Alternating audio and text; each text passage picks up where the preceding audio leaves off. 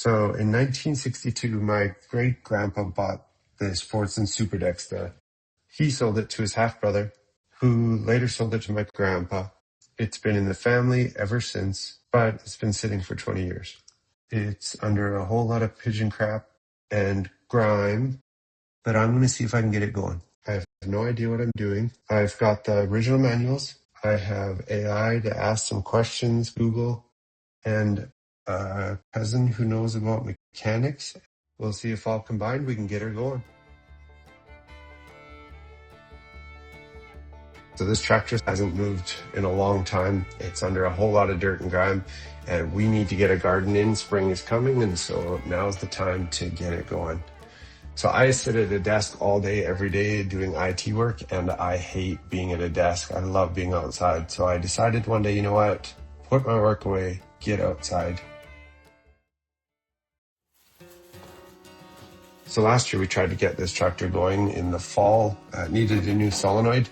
We replaced that, but it just wasn't enough. So this year bought some new 6-volt batteries and came back with a little bit of determination and grit. I was pretty sure the seals were all cracked. There was oil leaking all over. The fuel filter was leaking.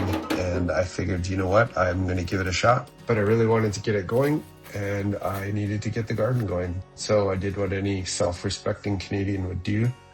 I grabbed a beer, grabbed some spits, and set to work. Fortunately, I had the original manuals from when my great-grandpa first bought it in 1962. Super cool to have these as reference. It's funny, even when you Google some things about these machines, the internet doesn't know everything, and having access to those old manuals was super helpful. There's the new solenoid that we put in. It just wasn't all that we needed. Now this electrical system is a little different than I was used to. It's 2 6-volt batteries wired in a series. And so I had to ask AI for a little bit of help. I'm trying to get a Fordson Super Dexta tractor going, and it has 2 6-volt batteries in a series. Help me wire them up correctly. I'd be happy to help you get those batteries connected properly. So you've got 2 6-volt batteries that need to be wired in series to give you 12 volts total, which is what you'll need for that classic tractor. Here's how to do it. I think I remember someone telling me that this was positive ground. Is that a thing? Older tractors and vehicles actually use positive ground systems instead of negative ground. Fordson tractors from that era often ran positive ground. Connect the positive terminal of battery 1 to the positive terminal of battery 2, series link. The negative terminal of battery 2 goes to chassis ground. The negative terminal of battery 1 goes to your starter and main power circuits. That'll give you your 12V positive ground system. So positive is your ground. Connect the negative on that battery to the positive of the other battery. You have to connect the positive terminal to the chassis.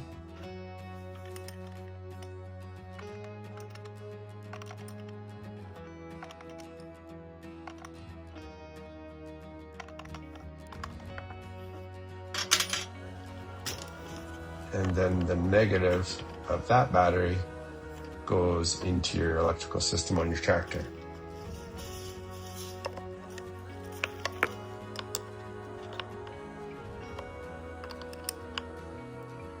I was pretty excited to fire it up.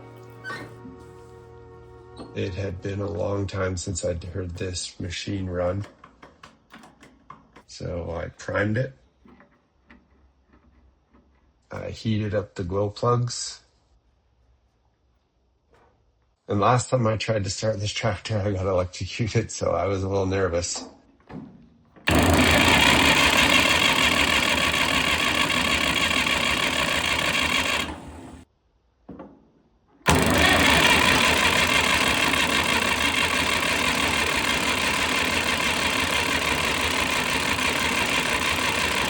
And nothing. But one thing I noticed was that oil was spraying all over the oil filter seal.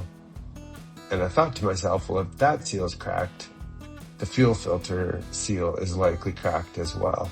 And even if I got it running, I should change the oil. So I changed out the oil, changed out the fuel filter, and I tried to prime it. So I pumped that fuel lift pump, and I pumped it. and I pumped it.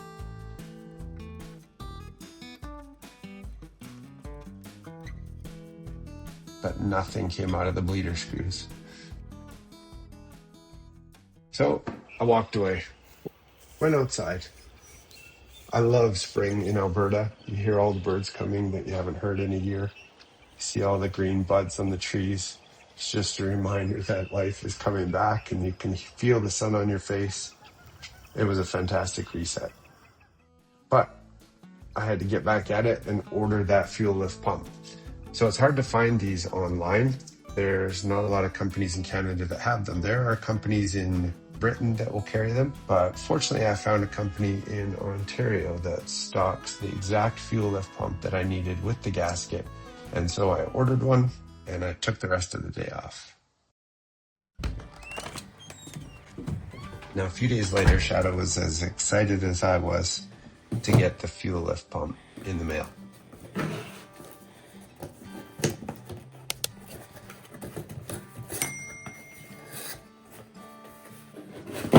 We double checked. It's a custom package just for me. It was the right one, even came with a gasket, and it was dying to get installed. So I took everything apart again and got back to work.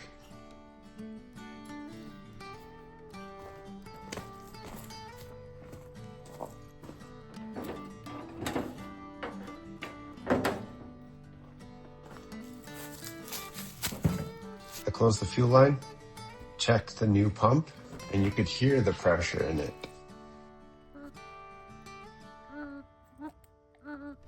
Big difference from the old one. So it was time to take off the old fuel lift pump.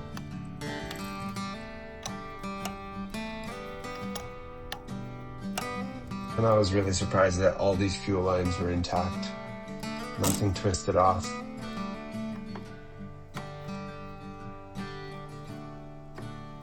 And they came apart super easy.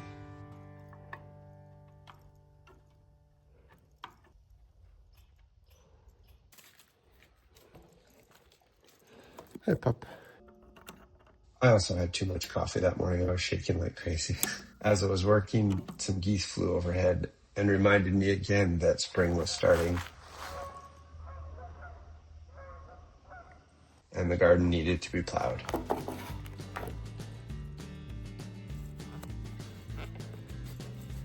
The new fuel lift pump was shaped a little different than the older one, and so I wasn't totally sure it was going to fit. I was a little nervous, to be honest. But it just took a little bit of finesse, and it slipped right into place.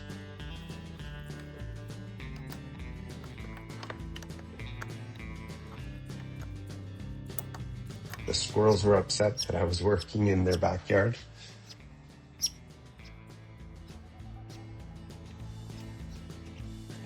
But I ignored him and kept going.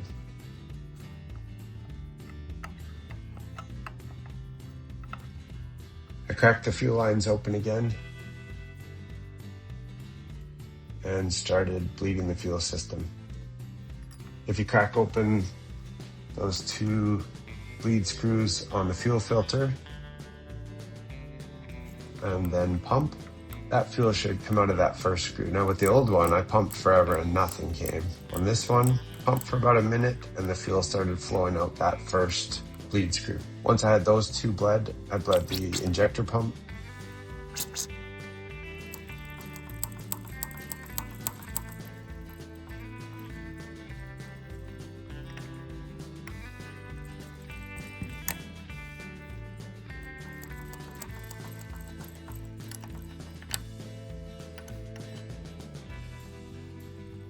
And then moved on to the fuel injectors at the top.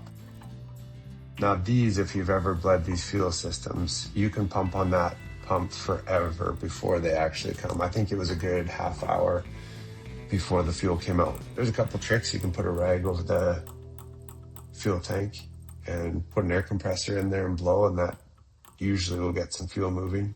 But fortunately, eventually fuel came and we were good to go. I was super excited to try again.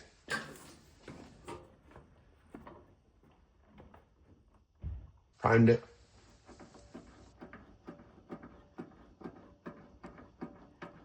Turned the key. Heated up the glow plug. And was nervous to pull that starter again.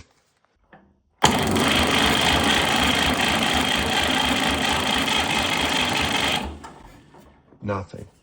I realized I had left the one fuel line cracked open.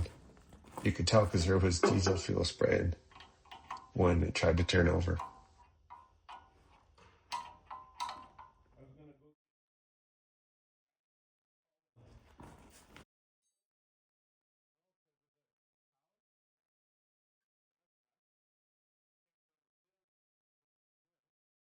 So I gave it another shot.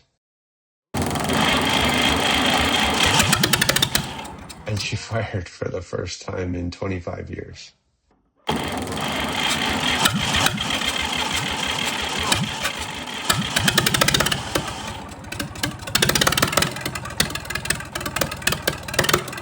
So exciting.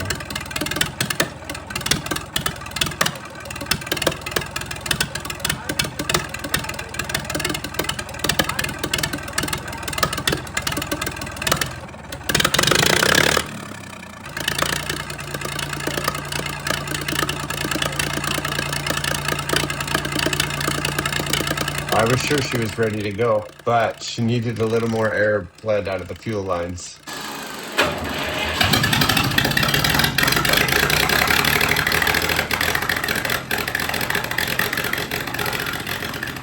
After some tweaking and some pumping, eventually we got her going.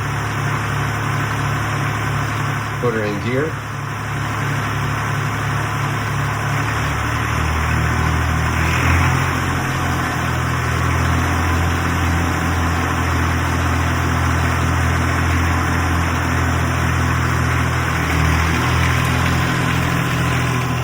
She rolled out of the woodshed for the first time in 25 years.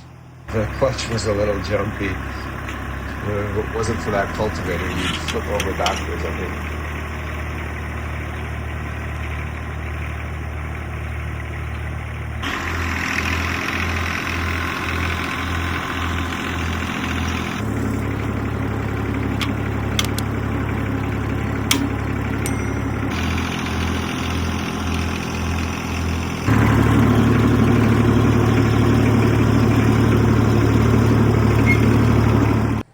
I think the Super Dexta needs a name.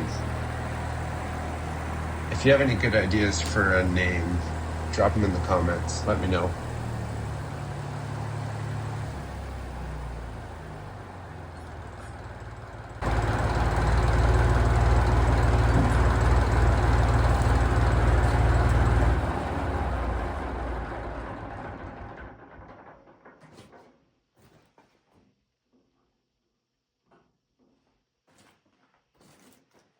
Well, that was incredibly satisfying.